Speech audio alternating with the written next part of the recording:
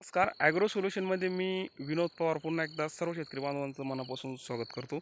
बऱ्याचशा शेतकऱ्यांनी आल्याचे बेणे जे आहे तर ते आता काढून घेतलेले आहे. 99% बेणे हे आतापर्यंत आल्याचे निघालेले आहे आणि 1% बेणे हे आल्याचा अजून काढणीला बाकी आहे. आणि त्याचबरोबर आज आपण या व्हिडिओमध्ये समजून घेऊ की आल्याचे जे आहे तर छत्रपती संभाजीनगर जिल्हा तालुका फुलंब्रीमध्ये आल्याची जी जागेवरची आजची खरेदी आहे तर ती काय भावांनी झाली तर त्या या व्हिडिओमध्ये आपण समजून घेऊ. शेतकरी मित्रांनो, बऱ्याचशा शेतकऱ्यांचं काय झालेलं आहे की आल्याचे जे बाजार आहेत तर वेगवेगळ्या ठिकाणी वेगवेगळे सध्या बाजार सुरू आहे. आणि त्याचबरोबर फुलंब्री तालुक्यामध्ये जे आज आमच्या साईडला आमच्या गावामध्ये आमच्या आजूबाजूच्या गावामध्ये जे सौदे झाली जागेवरची तर ते 4,000 रुपये पर्यंत आजचे सौदे झालेले आहे. काही भागामध्ये म्हणजे रेंज ही जी आहे तर ती 3800 तर 4,000 पर्यंतची आजची खरेदीची सौदेची रेंज आहे. पण मोस्टली आमच्या गावामध्ये 1 ते 2 सौदे हे 4,000 पर्यंत प्रति क्विंटल या दराने खरेदी सध्या तरी सुरू आहे. तर शेतकरी मित्रांनो, बऱ्याचशा ठिकाणी काय झालं आहे की या आल्याचे जे बाजारभावाबद्दल बऱ्याचशा ठिकाणी आता वैजापूर साईडला बरेच शेतकरी म्हणतात 3,500ची आमच्याकडे सध्याची खरेदी आहे. 3500-3600 याच्यावरती आल्याचे दर हे व्यापारी मागताना बघायला मिळत नाही. तर त्याच्या पाठीमागचे काय कारणं आहे किंवा बरेचसे व्यापारी म्हणतात की युद्धाचं सावट आहे त्यामुळं असं.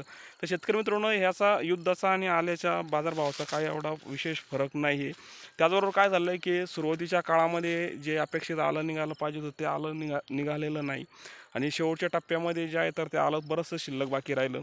त्याचबरोबर जी रेंज आपण बघत आहात तर जवळपास आता जानेवारीपासून जी आता चालू आहे, तुमचा मार्च एंडिंग झाला, आता जवळपास 3 महिने झाले. 3 महिन्यामध्ये कॉन्स्टंट 4,000चे बाजार हे सध्या सुरू आहे. 1,000 रुपये तुम्ही मायनस करून टाका, कारण की 5,000 रुपये प्रति क्विंटलचे हायेस्ट रेंज गेली होती केव्हा की डिसेंबरमध्ये आणि जानेवारीमध्ये. ते एक 15 दिवसाच्या जो होता 15 ते 20 दिवसाचा जो गॅप होता तो 5,000चा गॅप होता. 5,000च्या सौदे तेव्हा झाले होते. त्यानंतर जे आहे तर बाजार हे 4,500 पासून 4,000च्या आसपास खेळत राहिले. आणि आता 4,000 म्हणजे 3800 ते 4,000 म्हणजे 3500 ते 4,000 मध्ये कॉन्स्टंट बाजारभावही खेळत आहे.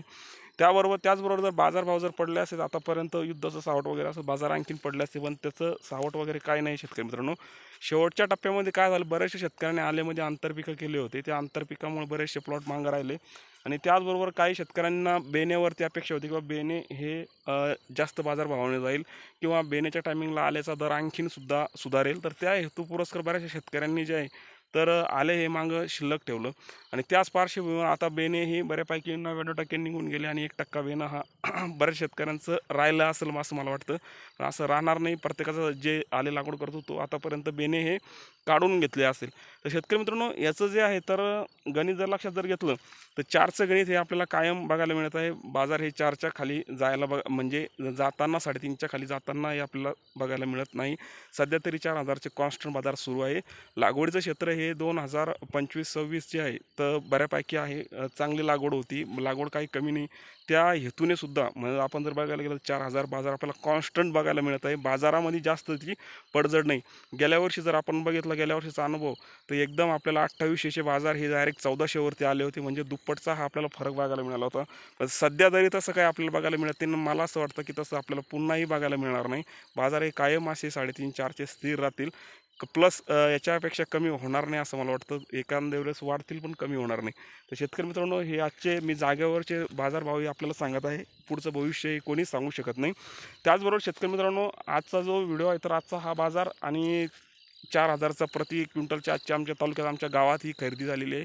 त्याचबरोबर बऱ्याच शेतकऱ्यांच्या डोक्यातून एक चाललं होतं की बाबा 3,500 आमच्याकडे रेंज आहे तर काही असं आणखीन याच्यापेक्षा कमी होतील का. तर शेतकरी मित्रांनो, काय आवक जावकनुसार हे आहे. त्याचबरोबर हे पेट्रोल डिझेल याचा तुटवडा याचंही बरंचसं आपल्याला बाजारावरती थोडंसं इफेक्ट हा काही येत्या काळात बघायला मिळेल.